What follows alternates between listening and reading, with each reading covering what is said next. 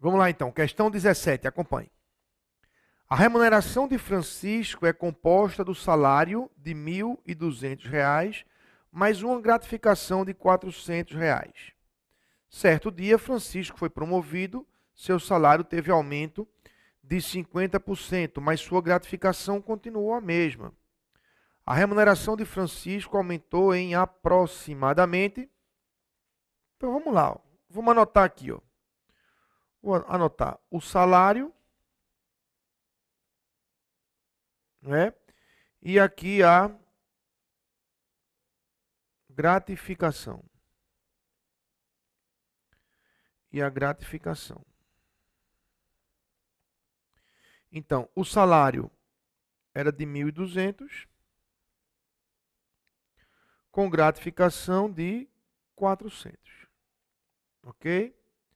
Isso dava uma remuneração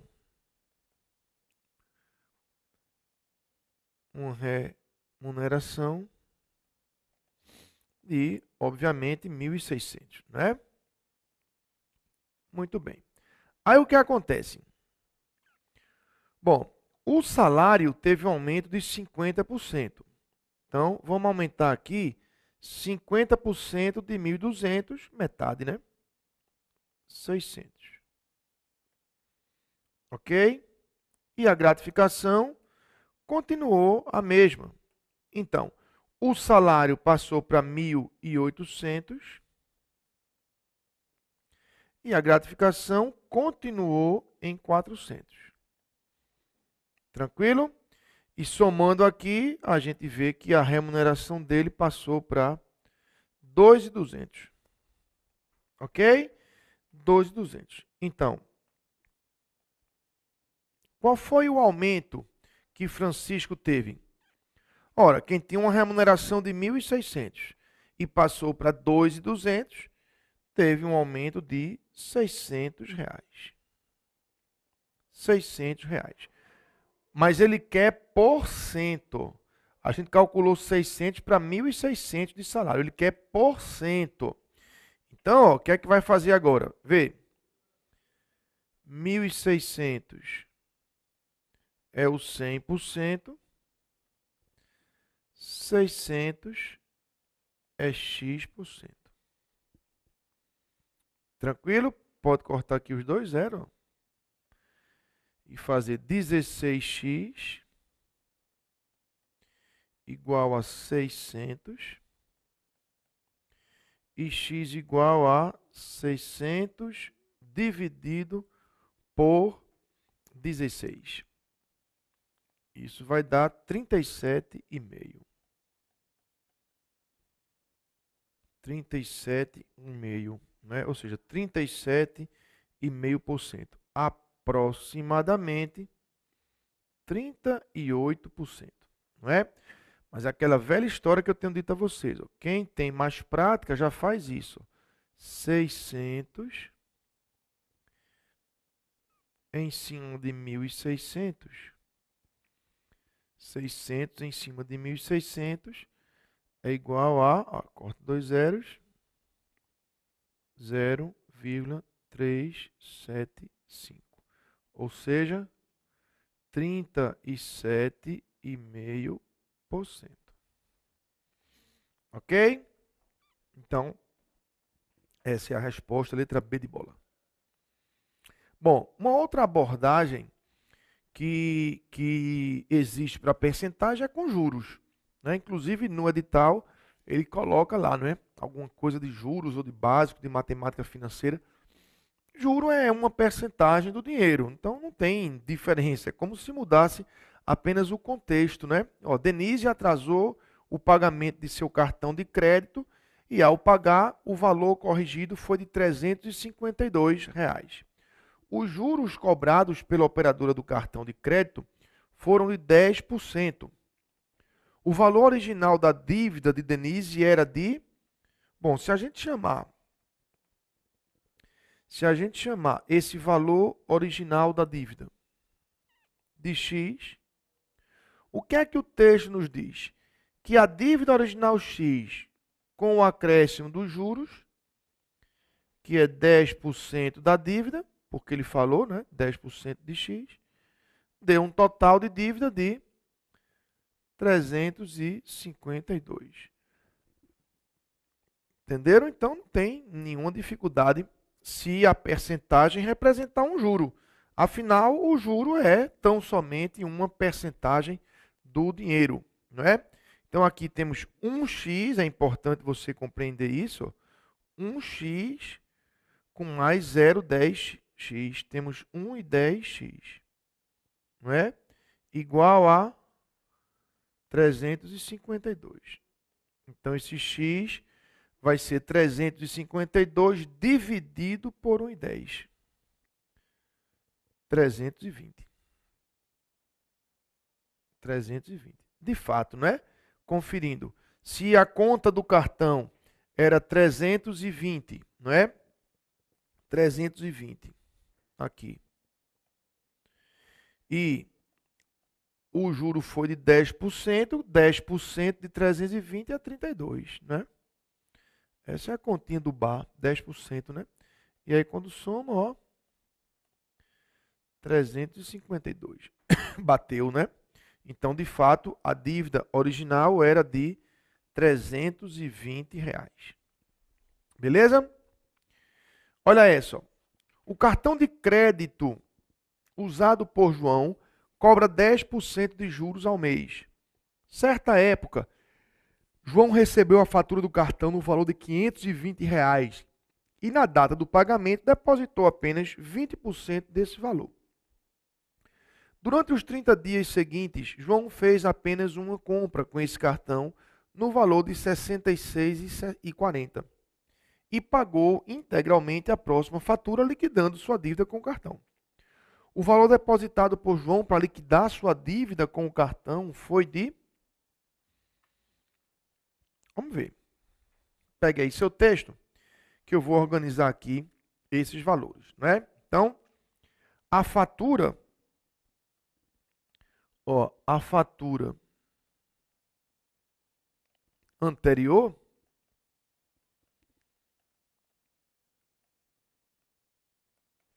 ela foi no valor de 520, né? R$ 520. Ok? Aí o que acontece? João pagou 20% desse valor, não é? Então, 20% de 520, R$ 104, né? Então, ó, João pagou R$ 104, faça aí a diferença da 416, não é? Então, isso aqui vai para a próxima fatura. Não é isso? Ele não pagou. Então, vai ser cobrado na próxima fatura. Naturalmente que vai ter juros. Não é verdade? Então, vamos lá. Como vai ser a próxima fatura? Vamos chamar de fatura atual, né? Essa foi a anterior. Agora, vamos construir aqui a fatura atual. O que é que vai vir aí na fatura atual? 416, que era o saldo, que ele não pagou da outra, não é verdade? Então, isso aqui é o saldo. O juro, 10%. Quanto é 10% de 416? Isso, R$ 41,60. Isso aqui é de juros. E João fez uma compra, não é, de R$ 66,40. Então vai vir mais aqui, ó, 66,40. Isso foi a compra que ele fez. Então, a próxima fatura do cartão, some aí tudinho que você vai encontrar R$ 524. Próxima fatura. Ok? Se ele liquidou isso tudinho, então ele fez lá o depósito de R$ 524 para liquidar a fatura. Entenderam? Então, seja com percentagem, seja com juros, não é? É importante você treinar esse tipo de questão, tá certo? No item de percentagens, também eles cobram lá no edital, não sei se você lembra, proporção direta, inversa, né? Isso passa necessariamente por regra de 3, não é? Por uma escala, tudo que tem a ver com proporção. Então, eu peguei aqui algumas questões sobre isso para que a gente possa mostrar também, não só a proporção que é a percentagem, né? Porque uma percentagem é uma razão centesimal. Não necessariamente a questão vai ser com a razão centesimal, com percentagem o tempo todo. Pode ser uma regra de 3, que não seja com dinheiro, pode ser uma escala, enfim. Várias outras abordagens para o tema das proporções. Beleza? Trouxe aqui algumas de exemplo para você ver. Acompanhe. Olha isso. Na feira de ciências deste ano, Pedro desenhou no pátio da escola uma miniatura em escala do sistema solar. Ele sabia que a distância da Terra ao Sol é de 150 milhões de quilômetros e que a distância de Netuno, o planeta mais afastado ao Sol, é de 4,5 bilhões de quilômetros. Se no seu modelo Pedro desenhou a Terra a 60 centímetros do Sol, a distância de Netuno ao Sol era de quantos metros? Vamos ver? Ele fez assim, ó. Ele botou que 60 centímetros representavam 150 milhões. 150 milhões. Deixa eu ajeitar aqui. Espera aí, para ficar mais caprichado, né? Ele botou 60 centímetros representando 150 milhões. Então, botou X centímetros para representar os 4,5 bilhões. 4 bilhões e 500 milhões. Entenderam como é a escala? 60 centímetros está representando 150 milhões. Então, quanto é que está representando os 4 bilhões e meio? Pronto. Tranquilo? Então, olha para aqui, ó. 1, 2, 3, 4, 5, 6, 7. 1, 2, 3, 4, 5, 6, 7. Vamos enxugar isso aí, ó. 60 sobre 15 é igual a x sobre 450. Beleza? Então, agora, ó, 60 e 15. Ó. Se a gente dividir por 15, aqui dá 4 e aqui dá 1.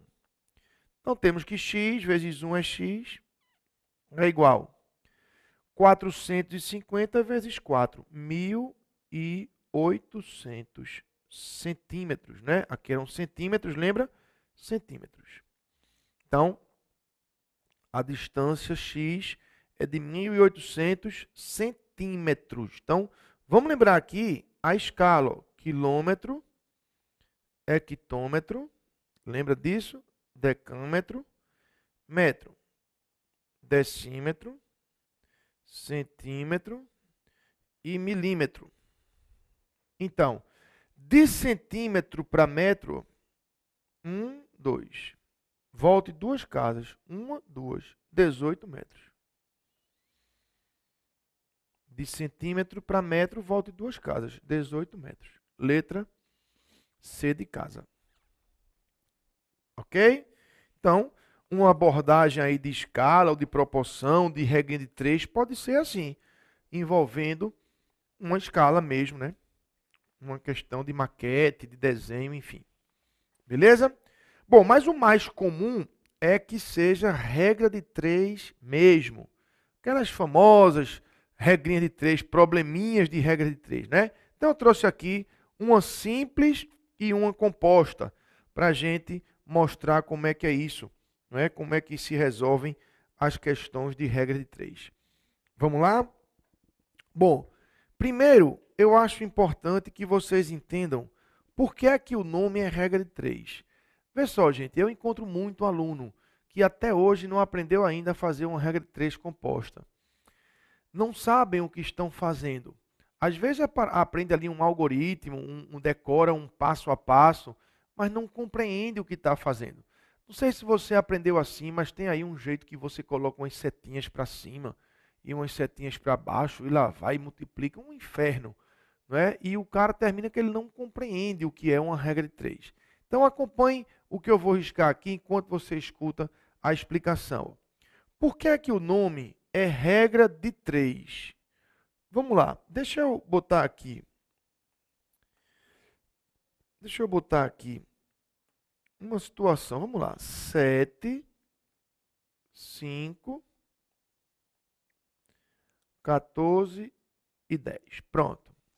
Isso é uma proporção, é uma igualdade de razões, né? Então, é uma proporção. 7 está para 5, assim como 14 está para 10. E como é que a gente constata, não é, essa proporção?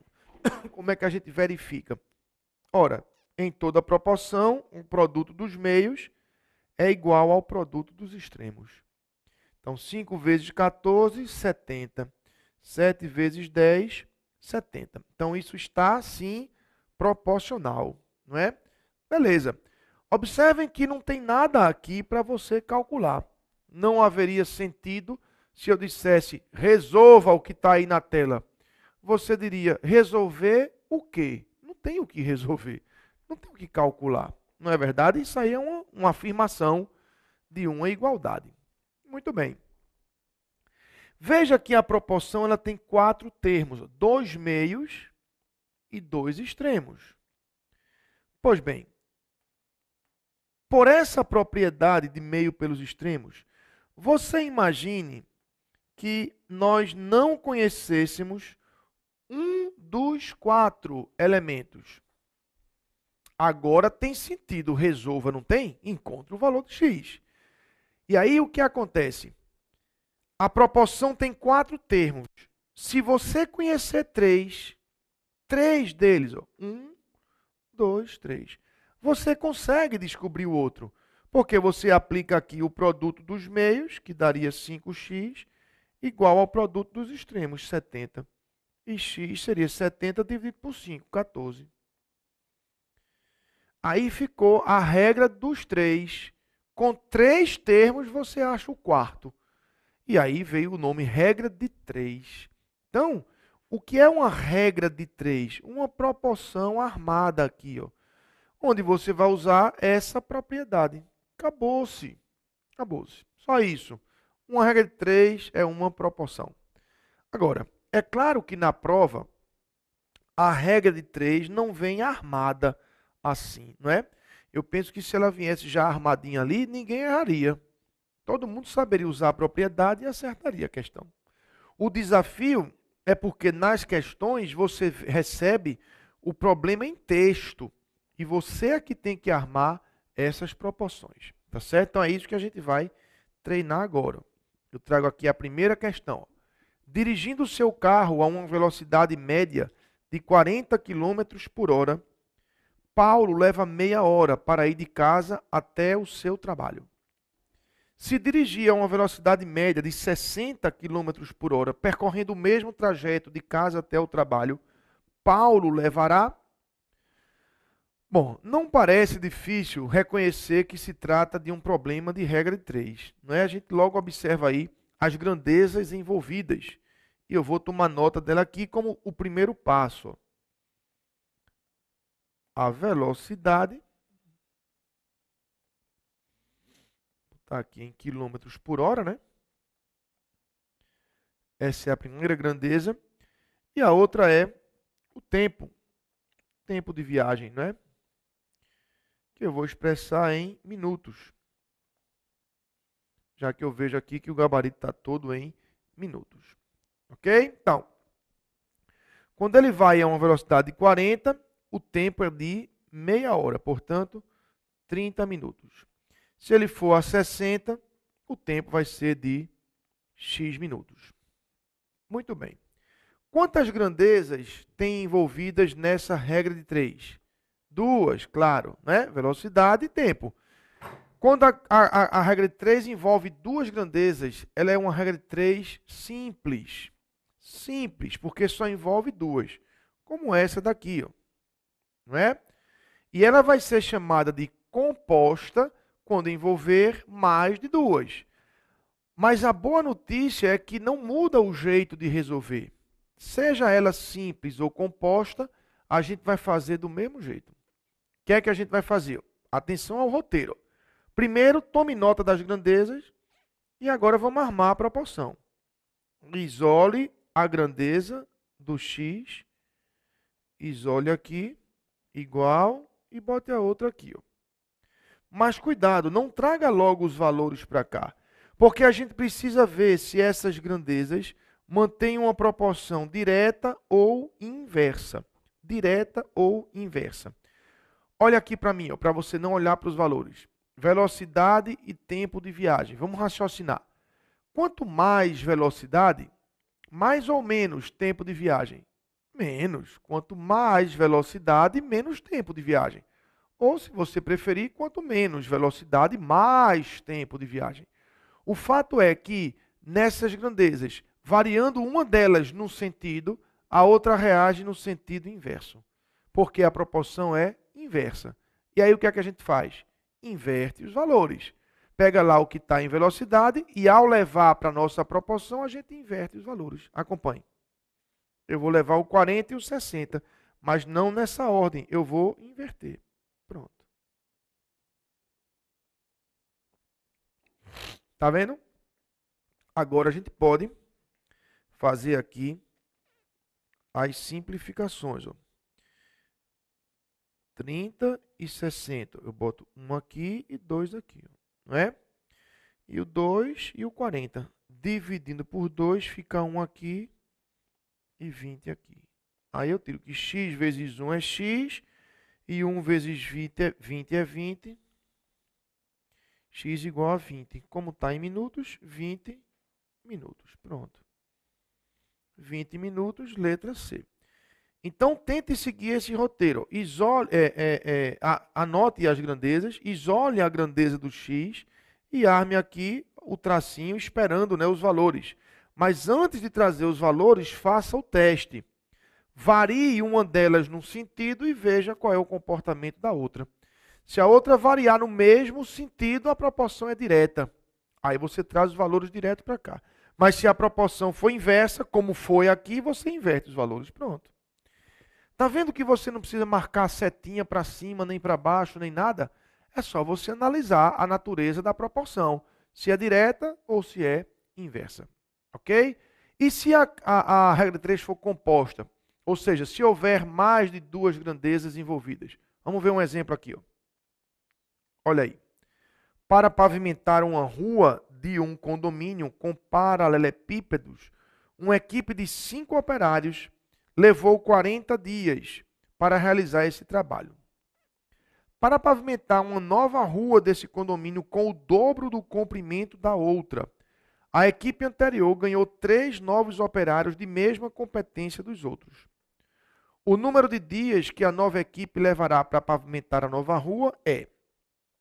Pronto, aí estão as opções. Vamos lá. Primeiro passo. Anote as grandezas envolvidas. Eu vou botar aqui. Quantidade de operários.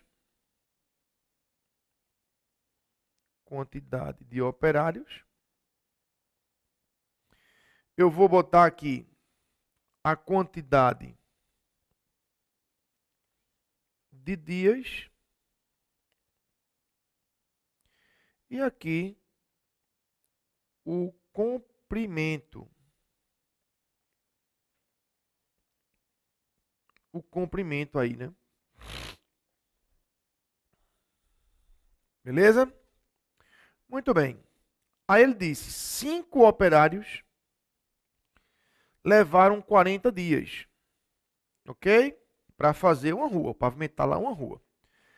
A pergunta é, quantos dias serão necessários para que 8 operários, por que 8? Porque eles ganharam mais 3, lembra? Venham a fazer uma rua que tem o dobro do comprimento. Então, eu tenho que registrar aqui que esse comprimento é o dobro desse. Como é que você faz? X e 2x, já tem x aqui. Ah, então bota L e 2L. Eu pergunto, para que o L? Bota 1 e 2. Pronto. Não é verdade? 1 e 2. O 2 é o dobro do 1. O comprimento da segunda é o dobro do comprimento da primeira. Podia ser 3 e 6, 4 e 8, 5 e 10. Melhor botar 1 e 2, que já vai simplificado, não é? Muito bem, feito esse primeiro passo, segundo passo. Isole a grandeza que contém o x, coloque aqui as outras.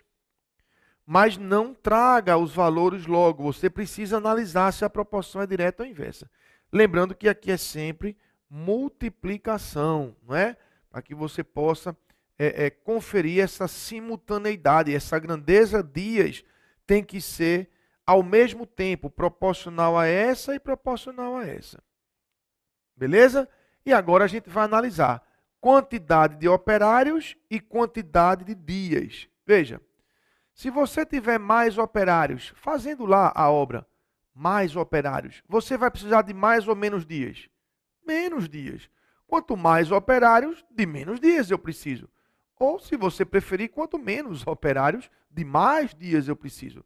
Está vendo que não importa? Variando uma, a outra varia no sentido inverso. Então, o que é que você faz? Proporção inversa, inverta os valores ao levar lá para o seu cálculo. Veja, o 5 aqui ó, vai para baixo e o 8 vem para cima. E agora eu vou conferir aqui, ó, comprimento e quantidade de dias. Veja, imagine que a rua tem mais comprimento. Quanto mais comprimento houver, de mais dias eu preciso. Ok? De mais dias eu preciso. Ou quanto menos comprimento, de menos dias eu preciso. Veja que agora a gente varia uma grandeza num sentido e a outra responde no mesmo sentido. É porque a proporção é direta. Observem, gente, que não importa quanto mais ou quanto menos. Se você varia para mais, o dia vai com mais. Se o colega varia aqui para menos, o dia vai com menos. A conclusão a que vocês vão chegar é a mesma. É que a proporção é direta. E sendo direta, o que é que a gente faz? Leva os valores direto para lá. Veja, o 1 e o 2. Tranquilo? Muito bem. Então, o que é que vai acontecer? Eu vou aqui, ó. Eu vou dividir por 8. Vai ficar 1 aqui e 5 aqui. Tranquilo? Pronto, x vezes 1 vezes 1.